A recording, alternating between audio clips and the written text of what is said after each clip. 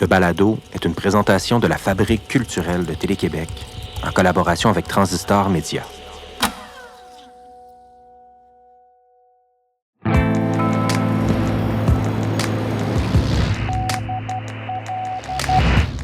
Billy Ray Belcourt écrit « Alors chaque nuit, je fais l'amour, comme on siphonne l'essence d'une voiture abandonnée, comme si le temps me glissait entre les doigts. » Vous écoutez Signal Nocturne.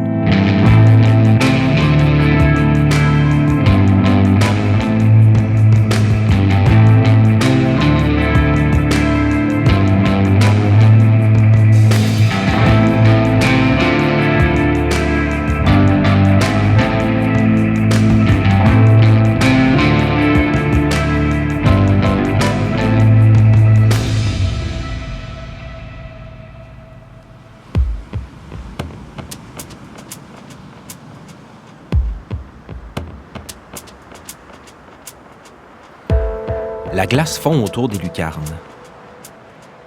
La neige glisse et tombe devant notre porte. Ça nous permet de redécouvrir le bardeau du toit du phare. Il n'y a plus de pêcheurs dans mon champ de vision. La rivière s'est dégagée de ses cabanes et de ses pick-up. Là, il nous reste quelques nuits à veiller au grain ici avec François, et je compte bien en tirer le meilleur. Ça doit être pour ça que j'écris un mot à Chloé Savoie-Bernard. On s'est jamais parlé. Elle me connaît ni d'Ève ni d'Adam, mais moi, je la lis depuis des années. Chloé est une femme de lettres québécoise, active dans presque toutes les sphères de la littérature. Elle est écrivaine, poète, éditrice, chercheure et traductrice. Elle fait présentement un post-doctorat en recherche-création à l'Université de Sherbrooke et à l'Université Concordia, et elle vient d'obtenir un poste à l'Université Queen's de Kingston en littérature. Chloé a une énergie débordante, une sensibilité désarmante et une intelligence qui m'épate. C'est pour ça que je veux m'asseoir avec elle, une nuit, ici. En 2016, elle a publié le recueil de nouvelles « Des femmes savantes » qui a été finaliste au prix littéraire des collégiens. Elle a publié 3 recueils de poésie, « Royaume Scotch Tape » en 2015, « Fast » en 2018 et tout récemment, le sublime « Sainte Chloé de l'amour » paru aux éditions L'Hexagone. La comédienne Florence Blaine-Baille nous lit un premier extrait de Sainte Chloé de l'amour.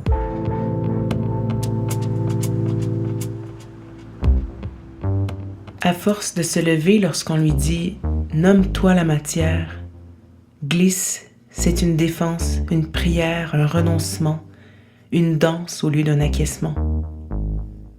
Faut-il choisir le silence pour trouver l'autre avec qui valser? Parler aussi est parfois une rupture. Les étiquettes sont résilientes et la matière réfractaire aux ordonnances de se dire elle-même « matière, morceau de soie ». Se lève, va prendre une marche, lèche la colle pour que se détache ce qui rétif assigne au pilori de la droiture. Quelles sont les courbes?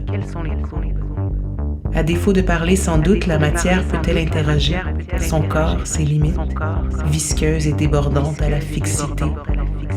Préférer les transvasements. C'est l'histoire terminée de ma peau qui cherche une nouvelle vie. Pour bien situer l'écrivaine Chloé Savoie-Bernard, j'avais envie de lui parler un peu de son parcours de vie. Sa mère est acadienne et son père haïtien. On a donc discuté de ses 2 voyages en Haïti. J'étais allée en Haïti 2 fois. La première, j'étais assez jeune. J'étais au primaire. Je pense que j'avais 8-9 ans, quelque chose comme ça. Puis c'est ma mère qui nous avait envoyés en Haïti parce que elle voulait que moi et ma sœur, on arpente ce pays-là, tu sais, puis qu'il y avait une importance aussi dans l'histoire de mon père et de ma mère parce que mon père était au Québec quand il a rencontré ma mère, puis ils ont été construire une école en Haïti. Donc, c'est comme ça qu'ils se sont rencontrés parce qu'ils étaient dans un projet humanitaire, puis ma mère était volontaire pour aller construire cette école-là. Puis mon père était prof de créole, donc il y a une école quelque part en Haïti que mes parents ont aidé à construire. Donc, c'était pour ça, par rapport à leur histoire, mais évidemment par rapport aussi à nous. nous, là, essayer de se faire des racines puis juste d'aller à la rencontre de ce pays-là. Donc, c'était très particulier pour moi d'aller en Haïti à ce moment-là parce que, évidemment, je suis métisse. Donc, dès que j'arrive en Haïti, tout le monde sait que je suis pas haïtienne. Puis, c'est aussi pas seulement à cause de la couleur de la peau, parce qu'il y a des Haïtiens qui ont la couleur de ma peau, mais c'est aussi par rapport à comment je me déplace dans l'espace, comment je m'habille. Donc, je me sentais à la fois très, très étrangère, puis à la fois, il y avait quelque chose que je reconnaissais d'avant moi, je pense. Je me rappelle quand je suis descendue de l'avion, puis c'est la première fois que je prenais l'avion, l'air, qu'est-ce que ça sentait, la lourdeur de l'air, les couleurs. Tu sais, il y avait quelque chose de bizarrement très familier. Fait que, ouais, c'est un rapport diasporique, je pense, puis je pense que beaucoup de gens de la diaspora ressentent pas la même chose parce que tout le monde est différent, mais des sensations un peu similaires à ça. La deuxième fois que tu es allée, c'était dans quel cadre? Je suis allée faire une tournée en Haïti comme écrivaine. J'avais été invitée par des gens des associations françaises en Haïti. Là. C'est comme un drôle de truc colonial, ces associations françaises. Il y en a un peu de partout dans le monde. Là. C'est des alliances françaises, en fait. Je dis associations, mais c'est des alliances françaises d'Haïti qui m'avaient invitée. Puis je pense qu'ils ne savaient même pas que j'étais moitié haïtienne, mais pour moi, c'était vraiment une occasion en or, finalement, de me faire payer un voyage gratuit en Haïti. Puis on a parcouru, je pense, 6 ou 7 villes. Puis c'était très particulier, en fait, parce que j'étais la seule écrivaine qui avait comme des racines en Haïti. Il y avait un écrivain africain, une écrivaine allemande avec des origines africaines aussi. Donc, puis là, d'être là, de parler du Québec, c'était beaucoup de couches, en fait, superposées. Puis on a été dans la ville de mon père aussi. Fait que c'était la ville d'origine de mon père. C'était chargé, mais c'était un cadeau pour moi quand même, là, de faire ça. Puis, mais je suis repartie avec plus de questions encore, je crois que... ouais. Est-ce que c'est une bonne chose pour toi de repartir d'un lieu avec plus de questions que de réponses? Oui, sans doute. Mais tu sais, c'était en 2019, fait que c'était un moment vraiment chargé politiquement en Haïti. On est revenu, les ressortants canadiens avaient déjà été appelés, en fait. C'était un moment autour du prix de l'essence, il y avait des manifestations dans Port-au-Prince. Fait qu'on était là, puis on était là pour parler de littérature. C'était absurde de parler de littérature en ce moment, mais on parlait à des amphithéâtres. Les amphithéâtres étaient pleins. Les jeunes voulaient tellement écrire. Tu sais, moi, j'étais fascinée parce que justement, je venais du Québec, je venais de lieux où, comme, tu sais, je fais souvent des tournées, pas nécessairement des tournées, mais des conférences dans les écoles secondaires. Puis, tu sais, les étudiants s'en foutent souvent, là. Pas toutes. De la littérature? Oui, de la littérature ou de nous. Tu sais, je veux dire, quand on s'adresse à des jeunes, il y en a souvent 2 ou 3 qui sont allumés puis qui sont super intéressés. Puis c'est super le fun de parler à... Mais tu sais, c'est happy few. Tandis qu'en Haïti, c'était des... Tu sais, je veux dire, on partait, là, puis il y avait des line-up devant nous. Puis à un moment donné, on était comme, OK, faut que ça arrête. Faut qu'on s'en aille. Faut qu'on aille manger. On a un autobus à... Tu sais, il fallait qu'on s'en aille, mais on aurait pu parler puis pendant vraiment, vraiment longtemps. Puis les jeunes nous écoutaient. Puis j'étais comme, mon Dieu, c'est fou qu'ils soient tellement désirants. Je trouvais la générosité d'écoute tellement grande, puis je me disais, mon Dieu, à leur place, je sais pas si je voudrais tellement entendre parler de la littérature, mais comment se mettre à leur place, c'était beaucoup de questions que j'avais, puis c'était vraiment riche, puis ouais. Est-ce que tu sens un rapport aussi engagé avec les jeunes écrivaines et écrivains avec qui tu travailles, à qui tu enseignes? Est-ce que tu sens que cette volonté-là, ce geste-là derrière l'écriture? Ça dépend. Je pense qu'il y en a plus. Tu sais, il y a toujours 2 ou 3 ou 4 courants, mais un de ces courants-là, c'est de ceux qui se disent que justement la littérature n'est pas politique, puis c'est un lieu d'imagination qui n'a rien à voir avec le réel. Puis ça, je le trouve toujours un peu dangereux, ce propos-là. Puis c'est sûr que chez les jeunes aussi, mais tu sais, je sais pas comment dire, quand tu as 20, 21, 22, 23, 23 ans, tu commences à écrire. Je pense pas que c'est tout le monde qui sont au courant, qui sont en train de faire de quoi de politique. Par contre, je vois beaucoup chez les jeunes filles un désir féministe de travailler avec des écritures du réel, de travailler avec leur existence, de travailler avec leur trauma. Puis ça, pour moi, c'est un geste politique. Puis je le vois beaucoup... je vois en elles des lectrices, des Marie Darcy, puis des Maude Veilleux aussi. Puis ça, j'ai vraiment l'impression qu'ils ont lu, tu sais. Puis je pense pas qu'ils parlent de... J'ai vraiment l'impression qu'elles se mettent en lien avec ces écrivaines-là. Puis ça, je trouve ça assez touchant qu'il y ait ces écrivaines un peu plus vieilles qu'elles avec qui se penser.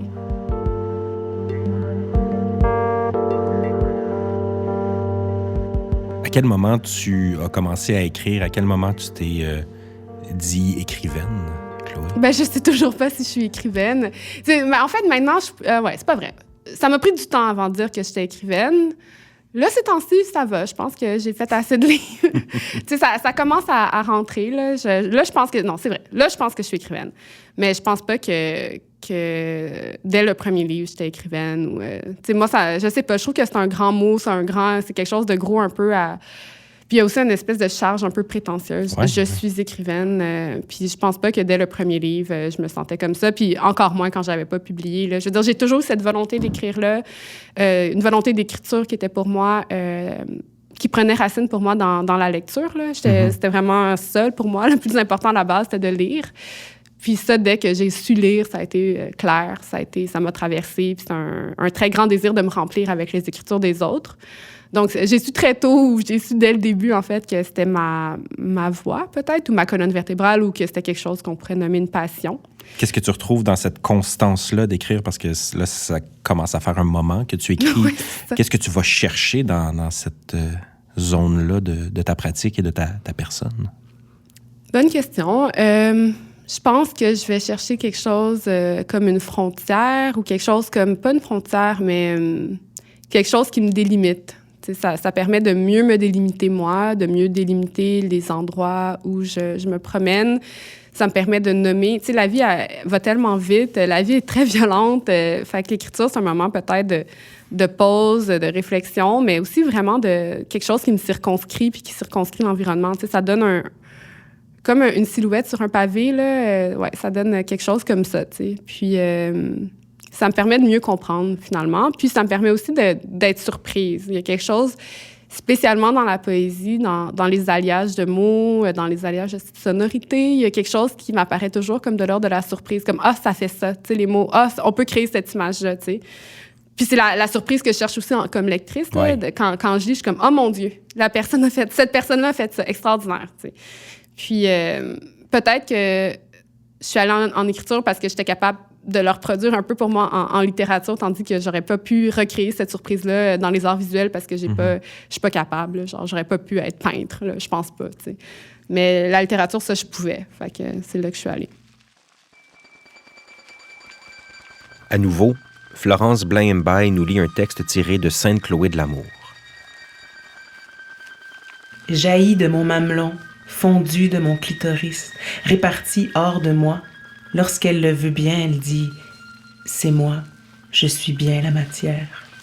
Elle se regarde dans le miroir, surprise de ses écailles, surprise de ses peaux, multiples, noires et éraillées, surprise d'être vivante au centre du vivant.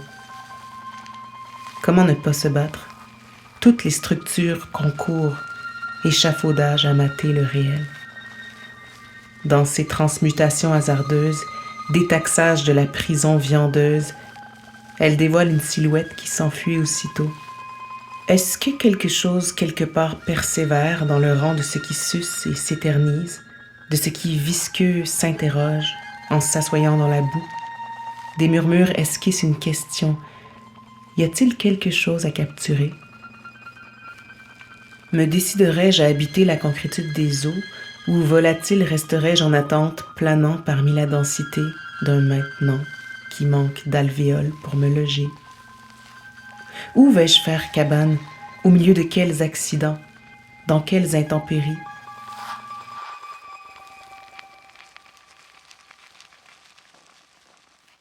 Depuis janvier 2021, tu es éditrice aux éditions de l'Hexagone. Tu avais travaillé avant ça en édition, mais là, ça me semble quelque chose... Il y a un engagement assez clair dans ce métier-là d'édition. Est-ce que ça nourrit ta pratique d'écrivaine d'être éditrice comme ça? Moi, j'ai l'impression que c'est sûr que l'un nourrit l'autre, là, inévitablement, mais je pense que moi, je suis comme une fausse extravertie. Je suis quand même introvertie, puis... C'est quoi une fausse extravertie?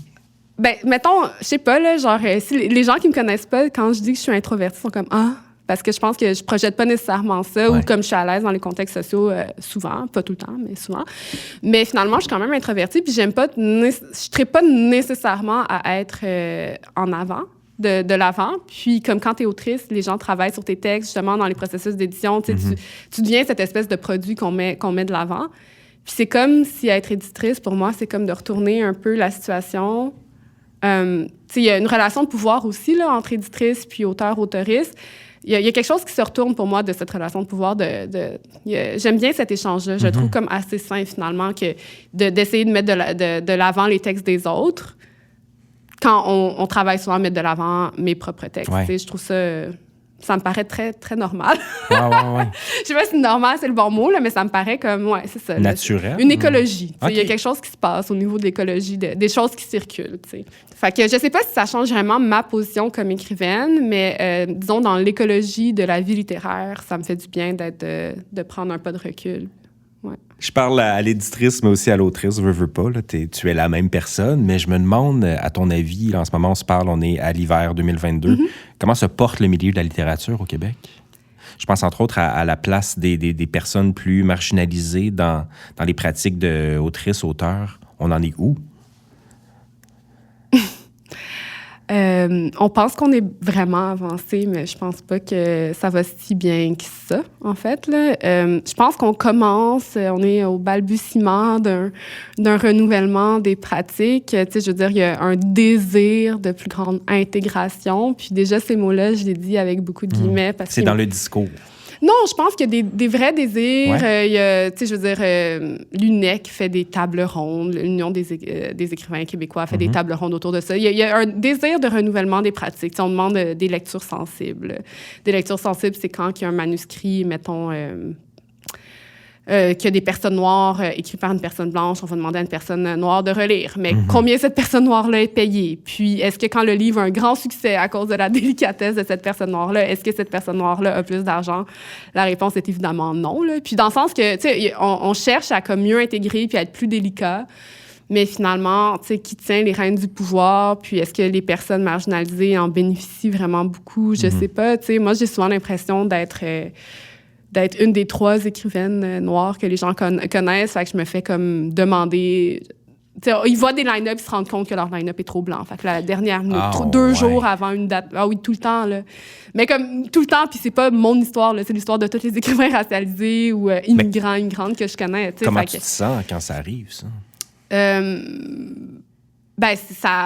Ça amène des émotions compliquées parce que des fois, t'es comme, tu sais, genre, il faut que je le fasse parce que sinon, le line-up va être vraiment trop blanc. Ou, tu sais, si c'était des moments où j'avais moins d'argent, t'es comme, Colin, je vais le prendre, le contrat, parce que j'ai besoin d'argent. Ou comme, mais, tu sais, ou sinon, t'es comme, je pense que je vais leur dire que ça se fait pas, ces pratiques-là. Fait que là, tu le dis, puis là, les gens te trouvent bien rechantes, puis ça amène des frictions avec des milieux de travail. Tu sais, fait que c'est souvent, finalement, des situations où les personnes marginalisées, même s'il y a beaucoup de bonne volonté, mais c'est une bonne volonté qui se traduit de façon super maladroite très, très régulièrement. Puis aussi, tu sais, on est un peu tanné de se faire...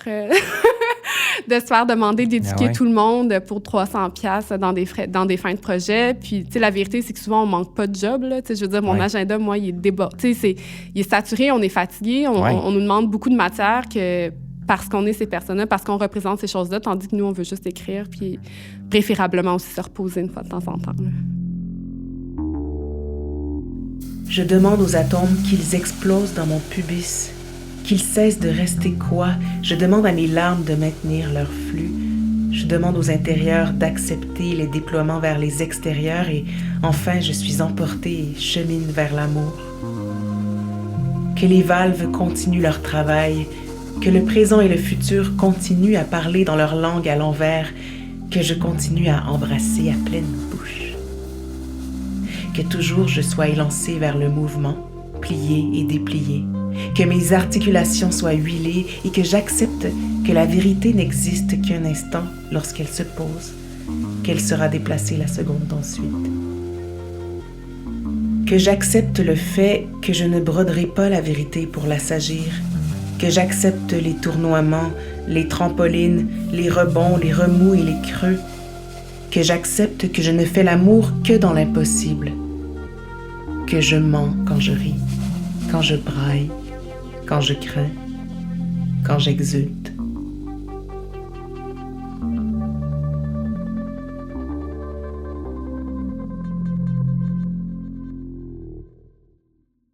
Tu es à l'étape du post-doctorat.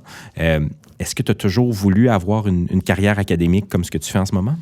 Je pense que oui. Je pense que j'ai toujours voulu une carrière académique. Puis des fois, j'oublie, mais j'ai comme reconnecté avec des amis de cégep. Puis ils étaient comme, oui, t'es rentré au cégep, puis tu disais que t'allais faire un doc, là. Genre, t'as toujours voulu ça. Puis c'est vrai que ça a toujours été important pour moi, cette recherche-là. Puis pour moi, dans la création, il y a une recherche aussi. Là. Vraiment, il y a plein de choses à découvrir.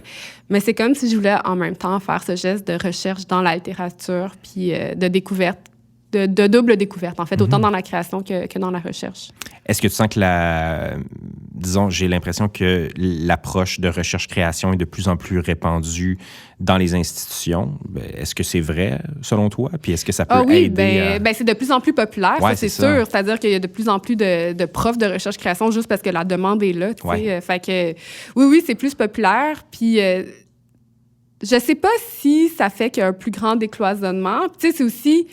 c'est comme si les jeunes vont à l'université, sont comme, j'ai écrit mon livre, j'ai écrit mon mémoire en recherche-création, fait que là, il va y avoir un livre, puis là, il va être publié. Puis il y a quelque chose d'un peu comme commercial à l'intérieur de ça, tandis que moi, j'aime bien que l'université soit pas un lieu, même si les universités sont des entreprises, des corporations, mais il y a une lenteur de la pensée que j'aime quand même à l'université, tu sais, qui est pas juste négative, tu sais. Puis j'aimerais, je suis comme, bon, on peut-tu faire un mémoire en recherche-création sans que ça soit commercialisable, tu sais, on peut-tu faire des erreurs, on peut-tu faire des mauvais... Tu sais, moi, mon mémoire, il est pas bon, puis c'est correct, tu sais, des fois, je suis comme, tu sais, il est pas si pire, mais je pense pas que c'est un grand chef-d'œuvre, là, puis c'est un mémoire en théorie, pas en recherche, mais tu comprends ce que je veux dire? Tu serais pas prête à le publier demain? Ben non, je veux pas le publier, mais c'est correct aussi de faire des choses, d'être dans la recherche, justement, puis de pas faire des choses publiées, puis c'est correct de publier son premier livre à 35 ans, puis pas à 22, puis tu sais, il faut prendre son temps des fois, un peu, je pense. Est-ce qu'il y a une pression de la productivité dans le monde littéraire? Ben oui, je pense que oui. Puis je pense que souvent, être intériorisé, c'est comme, si je publie pas un livre aux 3 ans, on va m'oublier. Si je publie pas des articles, si je participe pas à des trucs. Puis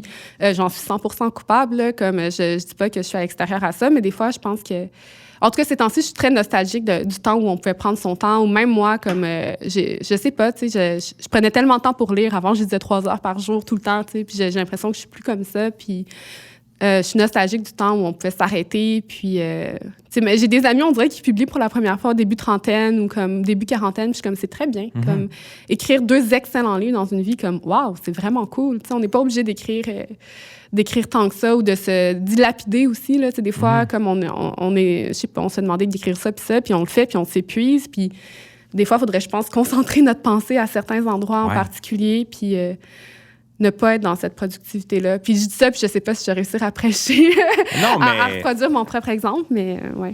Mais est-ce que cette pression-là, elle est par désir de survie pour pouvoir payer son loyer? Oui, est-ce que c'est là pour être présent dans l'espace public? Et je sais pas, c'est quoi qui amène cette pression-là, à ton avis? Non, mais tu as raison de le dire, puis j'aurais dû le souligner, puis tu fais bien de me rappeler à l'ordre. Tu sais, il y a des impératifs financiers, tout à fait, vraiment fréquemment. Mais c'est pas que ça, tu sais, c'est pas juste ça.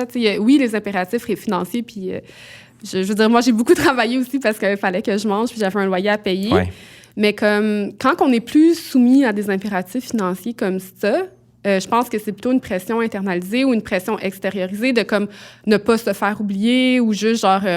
on se fait demander des choses, puis on est comme, c'est le fun, je vais le faire. Tu sais, aussi, c'est comme une espèce de besoin de s'accomplir, peut-être, tout simplement. Mais on peut s'accomplir dans la lenteur aussi, je pense. Est-ce que tu sens une fatigue, des fois, dans la création? Je sais pas si c'est une fatigue dans la création, mais je suis épuisée. Je pense que je suis en burn-out continu depuis mes 24 ans. Là, c'est pour ça que c'est vraiment un vrai questionnement pour moi. Puis je pense à plein de gens. Là. Puis je pense beaucoup à José Munoz, qui est comme un théoricien américain qui était vraiment une immense vedette, qui est mort d'une crise cardiaque dans la quarantaine. Je pense à ces gens-là qui ont surproduit puis qui sont morts très jeunes, là, qui se sont brûlés. Puis je pense à ma santé qui est pas super bonne physique. Là. Fait que je pense beaucoup à ça. Puis je me dis, c'est au prix de quoi comme je continue à travailler de cette manière-là qui est trop, tu sais, c'est sûr que je travaille trop, là. Puis, tu sembles être fait un peu parce que là, tu parles de 10 ans de burn-out, là, quasiment, depuis tes 24 ans. C'est un nouveau rythme de vie pour toi? Ben, je pense que... je sais pas trop. Je sais pas, oui, bien sûr. Je veux dire, c'est l'objet de ma thérapie, là. C'est comme comment me reposer. Mais, tu sais, puis il y a une partie pour moi qui est intérieure, qui est intériorisée, mais c'est aussi... Puis c'est ce que j'apprends à essayer de mettre en mots. C'est aussi structurel, comme pourquoi les filles comme moi travaillent autant? Qu'est-ce qui a fait que les filles comme moi ont travaillé autant? T'sais, parce que je pense pas que je suis la seule à avoir ce type de problème. T'sais. C'est combien une personne comme moi va être obligée de travailler pour apparaître? Comme combien Puis on le dit souvent, puis c'est un cliché, genre comme les filles noires doivent travailler 2, 3, 4 fois, 5, 6, 7 fois pour apparaître, 6, 7 fois plus qu'une personne blanche pour apparaître. Puis, tu sais, je pense que je l'ai toujours su, cet adage-là, mais je l'ai performé aussi, tu sais. Ouais. Puis je me dis... puis ces temps-ci, je suis comme, j'ai envie de prendre le risque de la disparition, tu sais. Qu'est-ce qui arriverait si je disparaissais? Je pense que la Terre serait correcte, tu sais. Ouais. Genre, je pense que tout continuerait à tourner si je sortirais pas de livre, si je... Ne sortais pas de livre. Mais en tout cas, c'est ça. Je me dis, je sais pas, j'essaie de prendre le risque de la disparition, puis j'essaie de prendre le risque de dire non même à des projets qui me tentent ou de quitter des choses que j'aime, parce qu'à un moment donné, la Terre va très bien sans moi, mais comme moi, il faut que je dorme aussi. Là. Chloé, merci infiniment. Merci à toi. On se laisse sur les mots de Chloé Savoie-Bernard, tirés de Sainte-Chloé de l'Amour, lu par Florence Blain-Mbaye. Est-il possible de continuer à détruire les églises, à les déraciner de leur parvis, tout en souhaitant que nos veines se tapissent de vitraux pour les taillader avec moins d'ardeur? Crispée, étroite et haletante, je réponds aux besoins de sacrifice en même temps que je réponds aux besoins d'absence de sacrifice. Est-ce que je peux être une femme et me sauver quand même, prendre la fuite rampante et sanctifiée? Les portes de sortie ont-elles assez d'orifices ou devrais-je en forer d'autres? Quand je creuse assez loin en moi-même, j'arrive au cœur tremblant de la terre pour repartir ensuite vers les cimes et les arêtes. Les lèvres sont-elles une prière? L'alcool est-il une prière? Et les voyages et la lingerie?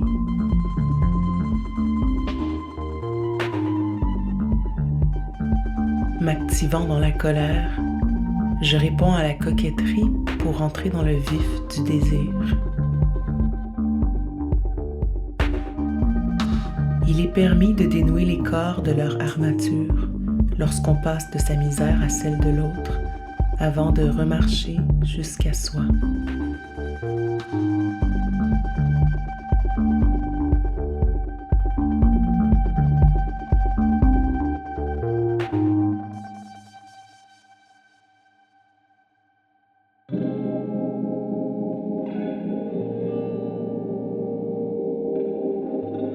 Avant de vous dire au revoir, je tiens à remercier les équipes qui travaillent à la production de Signal Nocturne. Pour Télé-Québec, la coordonnatrice Nadine Deschamps, la technicienne de production Erika Coutu-Lamarche, la chef de contenu Ariane Graton-Jacob, les dimestres Sophie Richard et la directrice de la Fabrique culturelle et des partenariats, Jeanne Dompierre. Pour Transistor Média, Tenaga Studio à la musique originale, François Larivière au montage et au mixage, Antonin Viss à la conception sonore, Sophie Gemme à la recherche, Claire Thévenin chargée de production, Louis-Philippe Roy aux communications, Stéphanie Lorrain à la production exécutive et moi-même, Julien Morissette, à l'animation et à la réalisation. Abonnez-vous dès maintenant à Signal Nocturne dans l'application de balado de votre choix ou écoutez-nous sur lafabriqueculturelle.tv. On vous propose un nouvel épisode chaque vendredi soir. Je m'appelle Julien Morissette. Bonne nuit.